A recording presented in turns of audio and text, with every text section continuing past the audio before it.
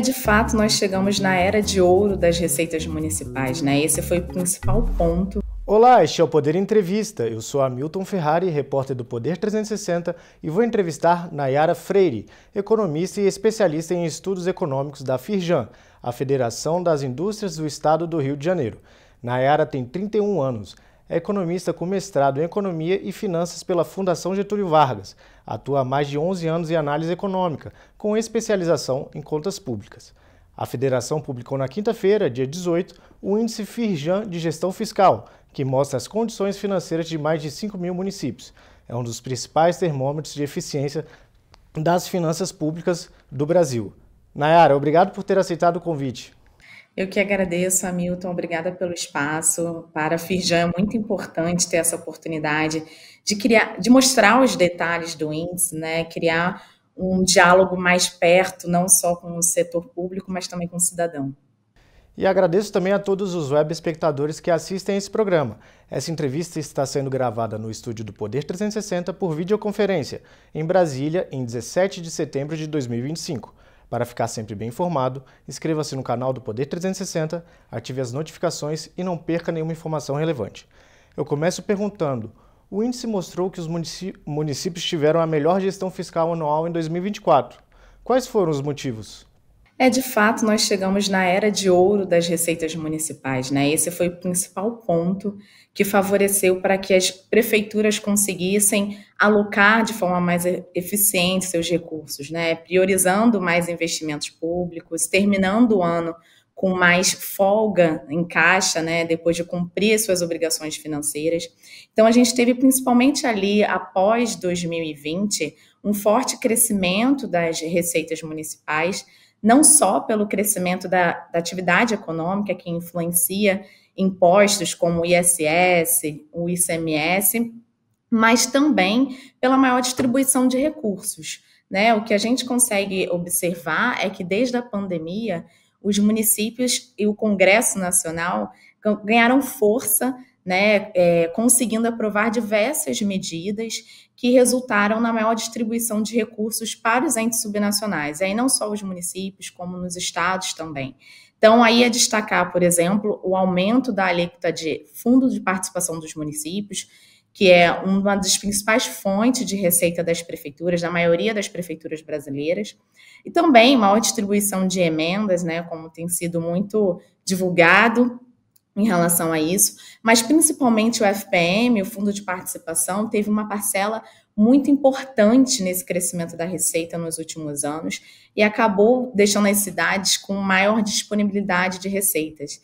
Então, isso teve um impacto fundamental para que o IFGF alcançasse o melhor cenário, o maior valor da série histórica, nesse contexto de era de ouro, de fato, das receitas municipais.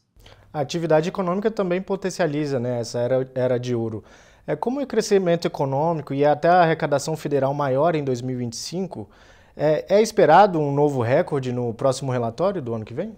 De fato, existe uma previsão de crescimento de receitas para esse ano, até do FPM, né, do Fundo de Participação dos Municípios, mas o FGF ele não olha apenas as receitas, ele precisa também considerar como é que o setor público está gastando, né?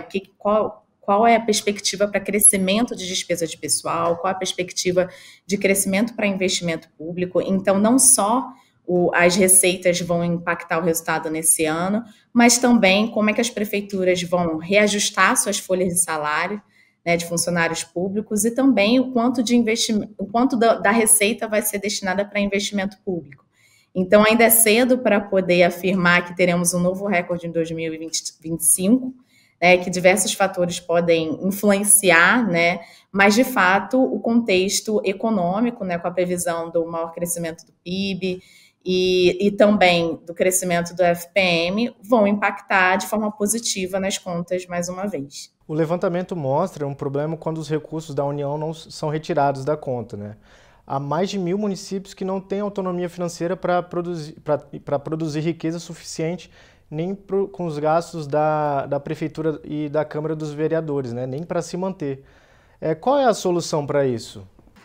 Perfeito, esse ponto é muito importante, é um quadro que é crônico, né, quando estamos avaliando as contas dos municípios brasileiros, e a gente vem observando realmente esse cenário preocupante desde o início da série lá do IFGF, que começa em 2013.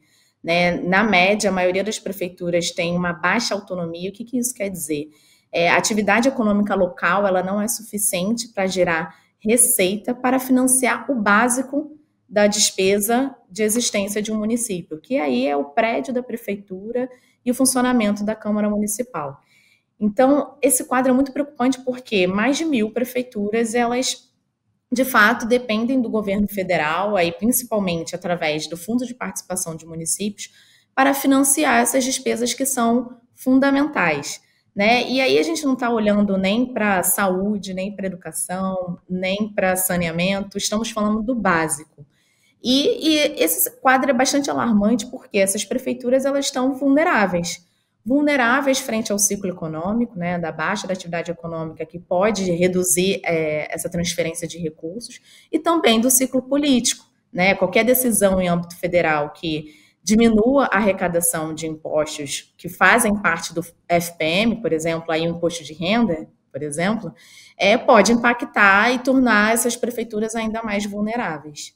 Esses 1.000 municípios estão dentro de um universo maior de 50% das cidades que estão com autonomia considerada crítica. Como é que está a situação dessas outras cidades?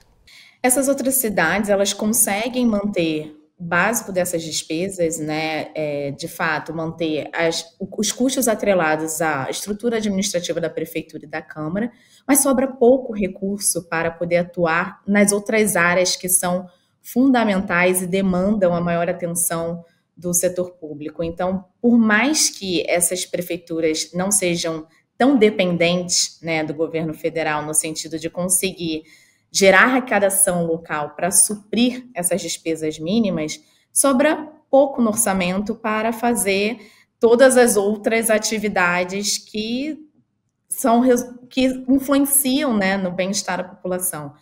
Então, esse quadro mostra que nós temos um número aí muito relevante de municípios em situação crítica e acende, né, dá luz a um ponto que a gente não pode mais adiar, que é discutir quais são os caminhos para mudar essa realidade no Brasil, né? É muito preocupante quando mais de 50% dos municípios dependem do governo federal para atuar, né, cumprindo com o básico para a população. Hoje, quais seriam um desses caminhos? O principal ponto é a gente discutir como os recursos são distribuídos entre os entes subnacionais, e aí principalmente a revisão das regras do Fundo de Participação de Municípios. E por que isso é importante, né? Atualmente, o fundo ele é distribuído olhando principalmente o porte populacional e acaba privilegiando cidades de pequeno porte. Então, nós temos um forte crescimento da receita disponível nas cidades pequenas, muito pelo crescimento do Fundo de Participação de Municípios, e não há uma contrapartida no sentido de incentivar que esses municípios busquem por uma autonomia. O que seria buscar por essa autonomia? Criar uma base econômica local que consiga gerar realmente arrecadação própria, né? Que consiga gerar renda para a sua população. Então, a forma como o fundo é distribuído, ele acaba tornando cristalizado essa desigualdade socioeconômica do Brasil, muito porque existe uma forte distribuição de receitas, sem cobrar que os gestores atuem de forma eficiente na administração desses recursos e que esses gestores realmente busquem arrecadar localmente, né, o básico para a sua existência. Então, o primeiro caminho para a gente mudar esse quadro de baixa autonomia é realmente revisitar as regras do Fundo de Participação de Municípios para que os gestores, mesmo recebendo recursos do governo federal, busquem criar um ambiente econômico mais desenvolvido, que gere renda para a sua população e, com o tempo, né, não sejam tão dependentes dessa transferência. A unificação de municípios também seria uma estratégia bem-vinda aí nessa análise? Perfeito. O que nós, a Firjan, né, tem debatido há muito tempo é a importância das reformas estruturais, então, não só a revisão do FPM, mas também olhar para o lado da despesa, que é a reforma administrativa, uma nova reforma previdenciária, para criar um ambiente, né, das contas públicas que seja favorável para discutir a fusão de municípios, né? Então, a gente entende que a discussão das regras de criação e fusão de municípios é um segundo passo, mas que é fundamental, que não pode ser ignorado. Num contexto em que mais de 50% das cidades não têm uma base econômica para gerar arrecadação, necessariamente precisamos discutir se de fato o Brasil precisa de mais de 5.500 municípios. Então, de fato, esses gestores estão conseguindo cumprir com a função da existência de uma cidade? Será que não seria mais eficiente uma alocação de recursos de uma distribuição, né, mais otimizada dos recursos, discutindo a fusão de algumas prefeituras? Então, nós não podemos mais fugir desses debates e o nosso ponto é que, passando pelas reformas estruturais, nós precisamos seguir por esse caminho. O estudo mostrou também que as cidades responderam por 60% de todo o investimento público no país. Esse percentual tem condições de dar ao país um crescimento mais sustentável? De fato, os municípios eles apresentaram, né, um protagonismo, né, passaram à frente dos outros entes, né, assumindo aí um espaço de muita importância para a gestão dos recursos públicos, né, com o protagonismo dos investimentos. E o ponto que o IFGF vem trazendo, que é fundamental, é que nós precisamos de um planejamento central para que, de fato, esses investimentos resultem, né, em mudança mudança do quadro de desigualdade econômica no Brasil. Faltam ainda instrumentos para medir a qualidade do gasto público, né, maior transparência sobre como esses recursos estão sendo alocados, né, se de fato há efetividade do gasto público. Então, apesar dos investimentos terem assumido um patamar elevado e desse protagonismo, o Brasil ainda carece de um plano de voo, né, de um planejamento central que realmente esteja focado em reduzir todas essas desigualdades socioeconômicas. O estudo ele mostra um ranking das capitais e quais têm as melhores gestão fiscal, a melhor gestão fiscal, né? A gente viu que Cuiabá e Campo Grande ficaram nas últimas posições. Quais são os principais problemas dessas capitais? De fato, o estudo ele permite que possamos olhar a gestão fiscal de forma individualizada, né? Então, esse é um ganho muito importante, não só para a sociedade, que consegue acompanhar de forma mais detalhada o que está acontecendo em cada município, mas também tem servido de instrumento para os gestores entenderem quais são os principais gargalos locais. E o ranking das capitais, ele mostra, de fato, de forma geral, que as capitais apresentaram uma gestão bastante eficiente, né, comparando com o restante do país, se destacaram frente aos outros municípios. Mas no final desse ranking nós temos Cuiabá e Campo Grande, que em comum terminaram o ano de 2024 com menor liquidez em caixa. Então, Cuiabá, por exemplo, terminou o ano no cheque especial. O que isso quer dizer, né?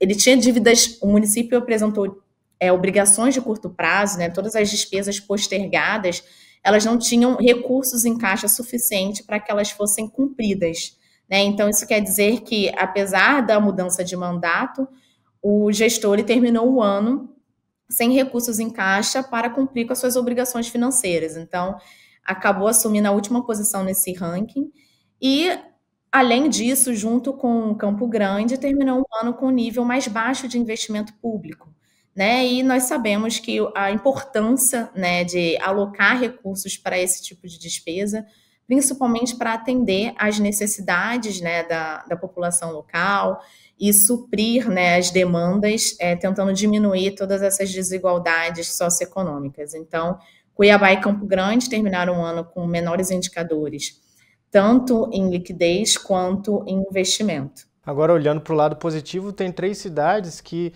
estão no top 3 ali desde o ano passado, né? Que é Vitória, Salvador e São Paulo, né? Vitória tirou nota máxima em todos os aspectos do índice.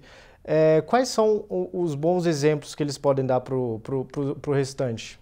Excelente ponto. De fato, a maioria das capitais, elas já apresentam uma característica muito forte de maior autonomia, né, pela alta capacidade de gerar receita local. E esses municípios, principalmente a Vitória, que tirou nota máxima no indicador, mas os três apareceram aí no topo do ranking por estarem apresentando ano após ano, né, uma melhor administração dos recursos, uma alocação mais eficiente, né, conseguindo manter o orçamento menos rígido com despesas obrigatórias. O que isso quer dizer, né? Existe uma parcela menor da receita que é destinada para despesa de pessoal, que é um item obrigatório, e os gestores atualmente não apresentam ferramentas eficientes para lidar com o crescimento da despesa de pessoal. Então, essas cidades, elas estão menos vulneráveis ao ciclo econômico, né? Porque quando você tem um orçamento muito rígido com despesas obrigatórias, em momentos de queda da arrecadação, momentos de queda da receita, os gestores, eles não conseguem diminuir essa despesa de pessoal e acabam tendo que comprometer os investimentos públicos, por exemplo. Então, essas cidades, ano após ano, têm apresentado uma boa administração desse tipo de despesa obrigatória para que ela não cresça, né, não assuma um tamanho importante no orçamento e eles não fiquem tão vulneráveis ao ciclo econômico. E, além disso, conseguiram destinar parcela importante do orçamento para investimento público, né, o que garante alocar recursos para a construção de um ambiente de negócios mais favorável, para atendimento melhor da necessidade da população. Então, as capitais que estão no topo do ranking, elas têm muito a mostrar em relação a isso, né? Não só para os demais municípios, mas também aquelas outras capitais que não conseguiram se destacar, sobre a importância, né, de construir um orçamento com uma alocação eficiente para que a gestão pública não esteja tão vulnerável e não penalize a população em momentos de queda da arrecadação. Agora, no ano que vem, aí tem eleições presidenciais e a gente sabe que não vai ter voto para vereador nem prefeito, mas tem emendas parlamentares, tem alguns investimentos que impactam ali nos municípios. Qual é o histórico do levantamento? Ele mostra algum tipo de impacto das eleições na gestão fiscal dos municípios? Sim, é para melhor ou para pior? Os dados do IFGF são bem claros em relação a isso.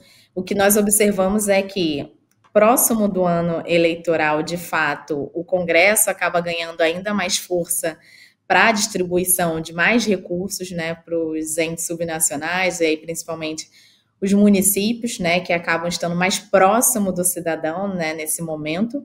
E então o que nós observamos é um aumento da disponibilidade de receita nas cidades, o que ajuda, né, fechar o ano com um pouco mais de folga, mas por outro lado existe também uma mudança, né, em relação à alocação da despesa, né, privilegiando aí investimentos públicos, muito para fazer frente, né, mostrar uma melhor atuação do setor público para atender essa população local.